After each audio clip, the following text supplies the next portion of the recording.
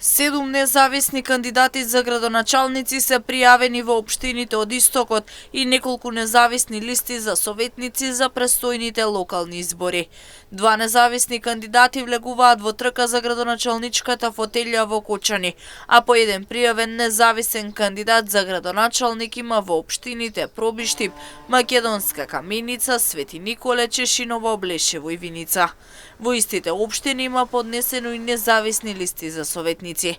Дополнително се чека во дел од општините политичките партии ВМРО, ДПМН и СДСМ да предложат своји кандидати и своји советнички листи. Например, во Кочани се чекаат имињата на кандидатите за градоначалници од двете политички партии, кои ќе се борат заедно со двајцата независни кандидати Тодоров и Крстевски.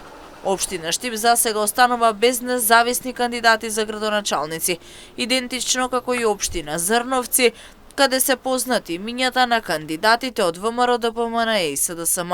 Согласно податоците од Државната изборна комисија, поднесени се 69 предлози за независни кандидати за градоначалници. Локалните избори се закажани за 19 октомври.